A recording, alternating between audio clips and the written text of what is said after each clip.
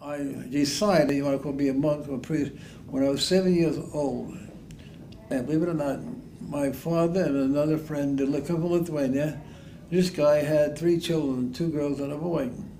I never forget, I was 7 years old and she was 6 years old.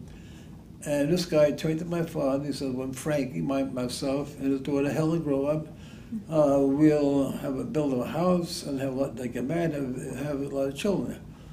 Well, he said that at the age of 7, I just turned around and said to him, I'm never going to get married and I'm going to be a priest.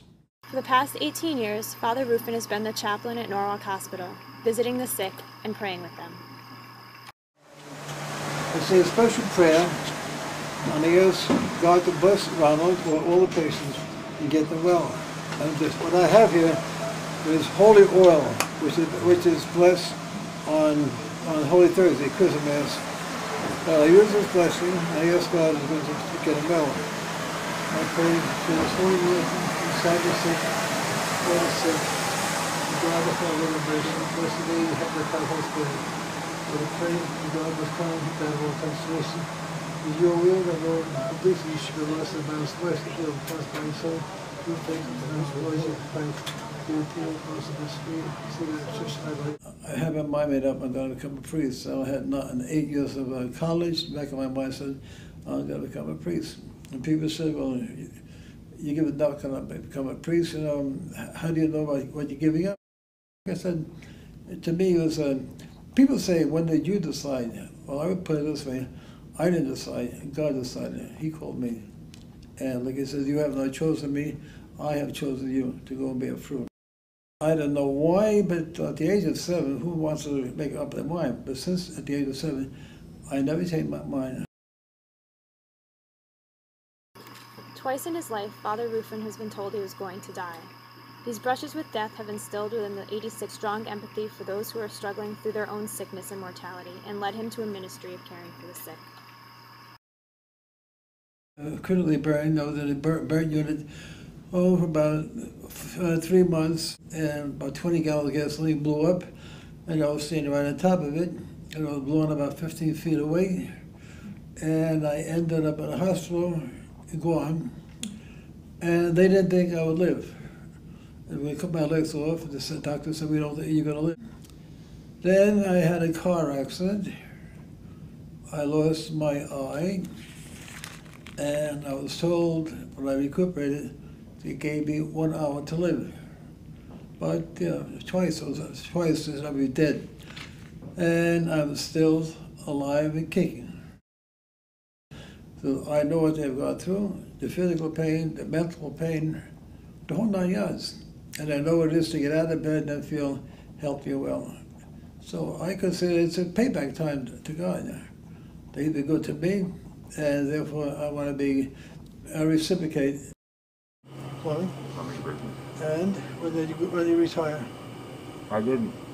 You didn't retire? No, I'm still working. Still working? You have to use oxygen when you're working? No. This is something new. All right. So you were never sick before with the oxygen? No. I haven't been to the doctor in 45 years. I consider all the patients as part of my family, and I do the very best I possibly can.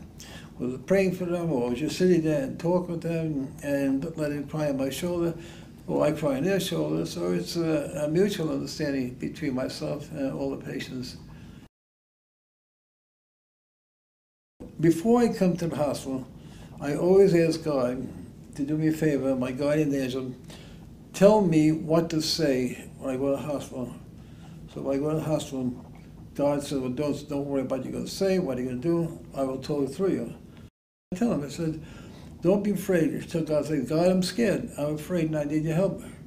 And God, who takes care of all our prayers, will answer our need. I want to be a chaplain. Well, first of all, we read in the Gospel, Christ spent most of his life taking care of the sick and the poor. And I wanted to imitate him, and therefore take care of the sick and the poor. I was a little annoyed with God. What I wanted to stay in the mission, but He said no. When I lost my eye, He said no.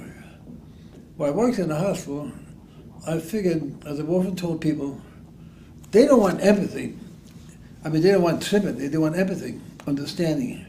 And like I said, you never get used to dying. I don't care who you are. You can't be callous. There are times that, unashamed and unabashed, I would break down in tears, especially if I knew the patient very well and I got attached to them.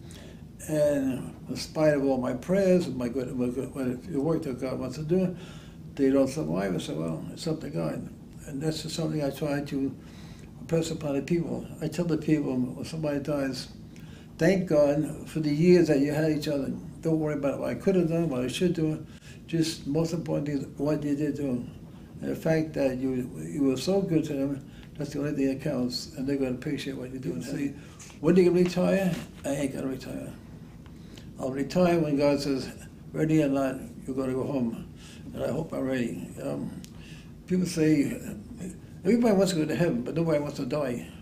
We want to stick around because we know what we got, right? So I figured out, all right, I'll stay here. When he blows the whistle, ready or not, I said, okay, I'm all ready to go. I always say to myself, well, the good Lord knows what I did, and someday when I die, he'll say, well done, you did a good job.